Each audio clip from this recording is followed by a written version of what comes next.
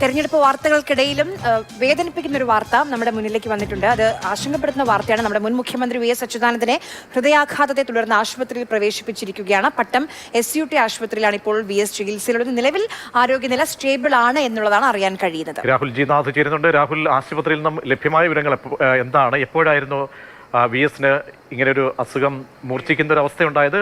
ഇപ്പോൾ കുഴപ്പമൊന്നുമില്ല നിലവിൽ എന്നാണോ ഡോക്ടർമാർ അറിയിക്കുന്നത്?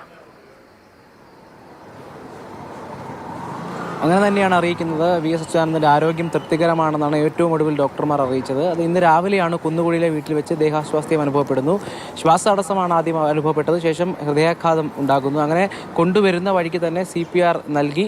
അത് തുണയായി എന്ന് ഡോക്ടർമാർ പറഞ്ഞു. അതിനുശേഷമാണ് ഈ കൊണ്ടുവന്ന ആരോഗ്യസ്ഥിതിയേക്കാൾ ഏറെ മെച്ചപ്പെട്ടിട്ടുണ്ട് എന്ന് തന്നെയാണ് ഡോക്ടർമാർ പറയുന്നത്. നിലവിലിപ്പോൾ തീവ്രപരിചരണ വിഭാഗത്തിലാണ് പട്ടം SUT ആശുപത്രിയിൽ ഇപ്പോൾ അച്യുതാനന്ദൻ ചികിത്സയിലാണ്.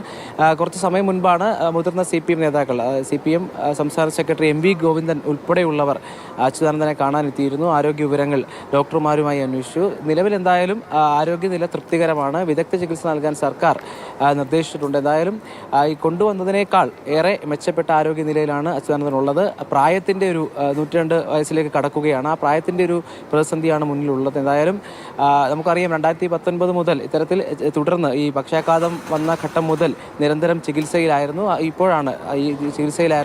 ഇന്ന് രാവിലെയാണ് കുന്നുകുഴിയിലെ വീട്ടിൽ വെച്ച് ഇത്തരത്തിൽ ദേഹാശ്വാസ്യം അനുഭവപ്പെടുകയും ശേഷം മുൻ മുഖ്യമന്ത്രി വി എസ് അച്യുതാനന്ദനെ ഹൃദയാഘാതത്തെ തുടർന്ന് ആശുപത്രിയിൽ പ്രവേശിപ്പിച്ചു. പക്ഷേ ഇപ്പോൾ നിലവിൽ ഭയപ്പെടേണ്ട സാഹചര്യങ്ങൾ ഒന്നും ഇല്ല എന്നാണ് ആശുപത്രിയിൽ നിന്നും അറിയുന്നത്.